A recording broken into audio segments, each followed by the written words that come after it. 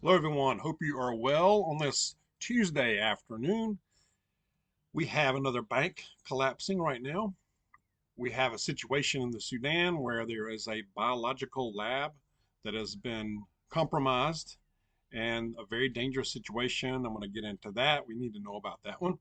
I'm also going to show you a pretty good or cool little prep item that I think we should all have in our toolbox if you don't already. I'm going to also share a really good verse towards the end that I think you will get something out of. But first, pardon the appearance. I've been out cutting grass and doing some landscaping, trimming, and I am dirty. So you might be able to tell, you might not be able to tell. I might look about the same as I always do. But earlier today, took Mrs. Dawg to get her uh, procedure done for a biopsy. It went well. The procedure went well. So hopefully we should get some results either by the end of the week, by Friday, hopefully, or first of next week. Just keep her in your prayers. But I believe, I believe and we're praying. I think everything's going to be fine. We appreciate all the well wishes and all the prayers. Really do. And we appreciate everybody who's gone over and subscribed to Mrs. Dawg's channel. Super appreciate that. And right now, first I'm going to go into the bank collapse. You may be hearing about this, but First Republic is on the ropes, it sounds like. Now, their price says their share prices have taken a big plunge. It plunged over 50% as it has lost more than $100 billion in customer deposits. That is a massive deposit drop, y'all. Apparently, this has been in process for a little bit. This came to light after the first quarter earnings came out, but it's hitting the news today, and the Dow has shed about 300 points, so it's down for today, or it closed down pretty much uh, today. Uh, this bank, it sounds like they cater to the rich clientele on the east and west coasts, but it sounds like it's hanging on by a thread right now. Now, it said that some larger banks may buy some of First Republic's assets to help them get some revenue going, but it's unclear if any will do so. Now, I am not a banking expert, I'm not a financial expert, but I just saw the story breaking and wanted to bring it to your attention. It is bringing back banking fears. It sounds like a lot of folks are, well, at least in this case, are going and grabbing their money.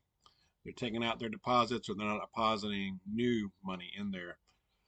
So how do you feel about the banks? If now this is First Republic, this is not exactly Wells Fargo or Chase or some of the what's the big one?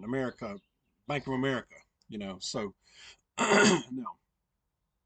So I think Joe Average, who has a banking account at one of those large banks, you're probably okay right now. Keep an eye on things.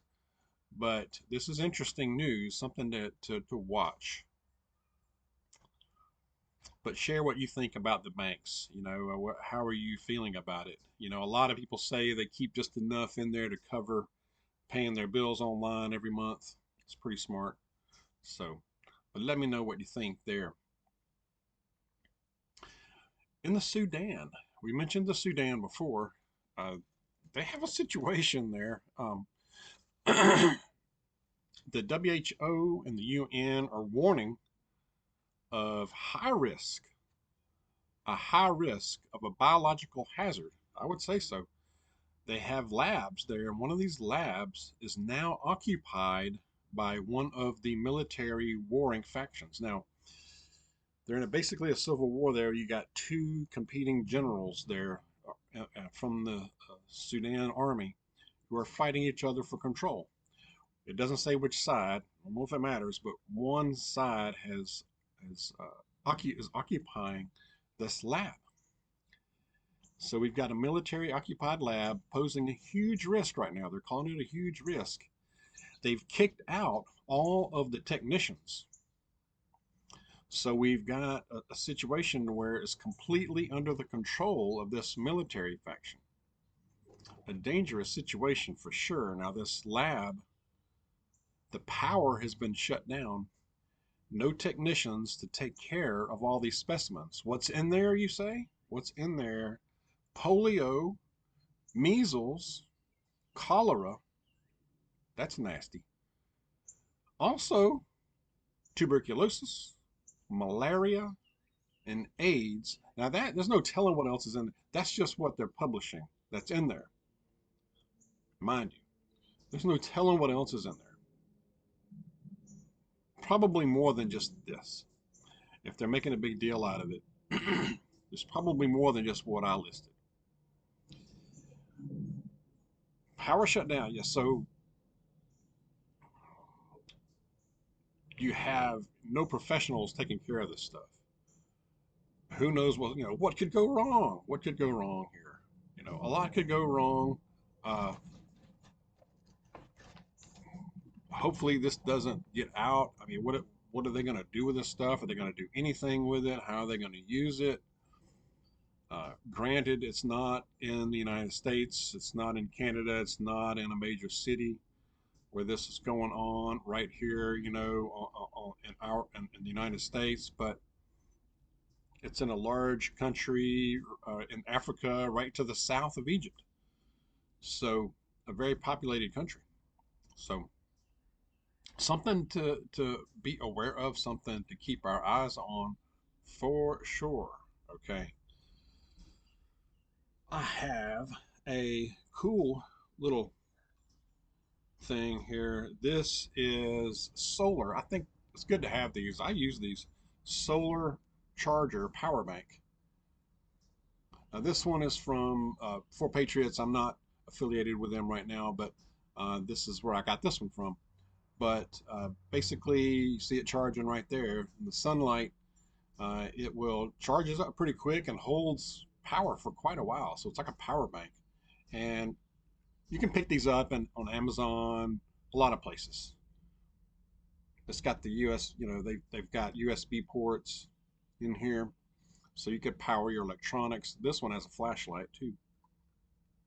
I think that's a flashlight. Anyway, um, but it'll power your electronics in case power goes out or in case you're out in a remote area, camping, fishing, whatever, hiking. Good to have, always keep these close by. I usually keep this outdoors or somewhere. When I'm working, I keep it in the car. I have it on the car seat where it picks up the sunlight and it's always charging.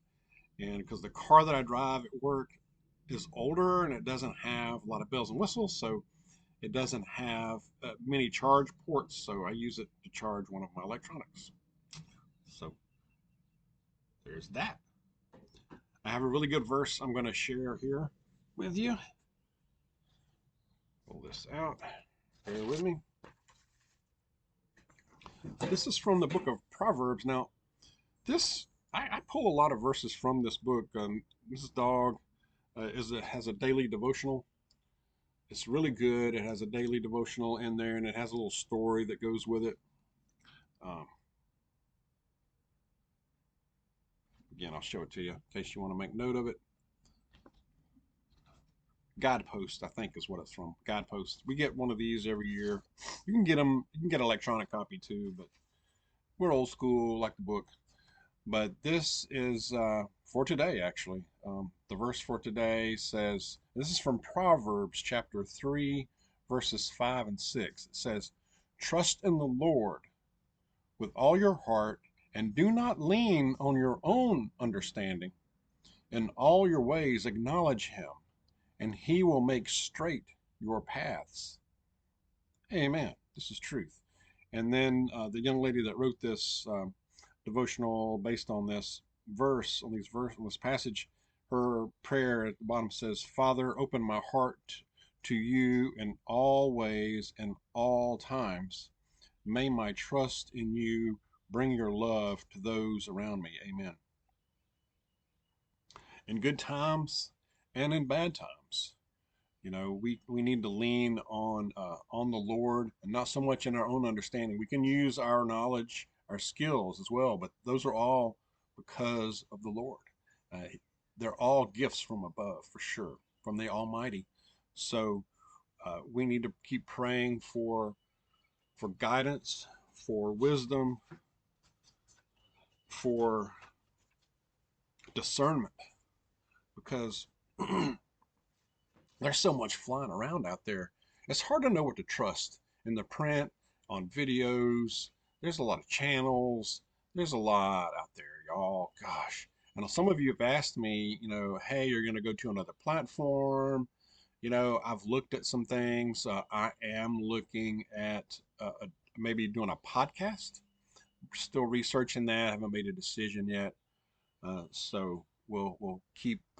If I decide to do that, I will definitely let y'all know. All right. Share your thoughts. Let's be aware. Be safe out there. God bless you. I'll see you soon.